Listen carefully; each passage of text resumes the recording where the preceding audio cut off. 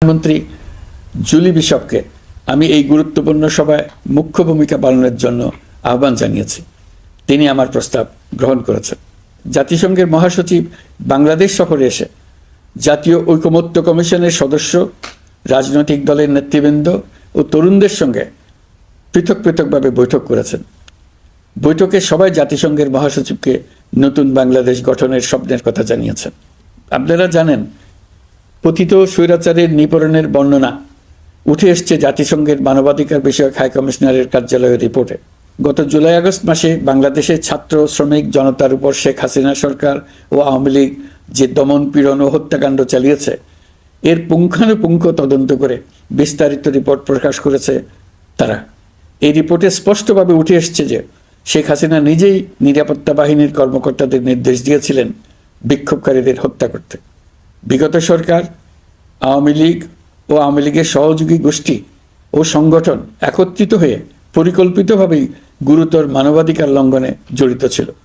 মানবাধিকার বিষয়ক হাইকমিশনারের রিপোর্টে বলা হয়েছে, বিক্ষোভ চলাকালে প্রায় 1400 জন নিহত হয়েছেন, যার মধ্যে প্রায় 13% শিশু। বিক্ষোভের সম্মুখ সারিতে থাকার কারণে আমাদের জুলাই কন্যারা নিরাপত্তা বাহিনী ও আওয়ামী লীগের সমর্থকদের দ্বারা আক্রান্ত হয়েছে, এমনকি যৌন নির্যাতনের শিকার হয়েছে। জাতিসংঘের রিপোর্ট পড়ে সবার গায়ের লোম দাঁড়িয়ে গেছে। কি ভয়াবহতা! কিভাবে একজন প্রধানমন্ত্রীর নিজ দেশে নিরস্ত্র মানুষকে হত্যার পর লাশ লুকিয়ে ফেলার নির্দেশ দিতে পারে? ক্ষমতা আঁকড়ে রাখার জন্য তিনি পৃথিবীর সকল নিষ্ঠুরতা ছাড়িয়ে গেছেন। এটাই জাতিসংঘের প্রতিবেদনে উঠে এসছে। মানবাধিকার বিষয়ক হাইকমিশনার কার্যালয়ের এই রিপোর্টকে আমরা স্বাগত জানাচ্ছি। প্রতিবেদনে যে সুপারিশ করা হয়েছে, অন্তর্বর্তী সরকার সেই সুপারিশগুলো গুরুত্বের সঙ্গে বিবেচনা করছে।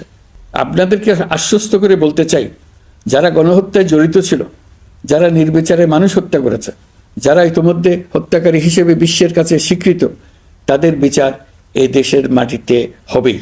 প্রিয় দেশবাসী, আপনারা জানেন, অন্তর্বর্তী সরকার দায়িত্ব নেবার পর থেকেই গণমাধ্যম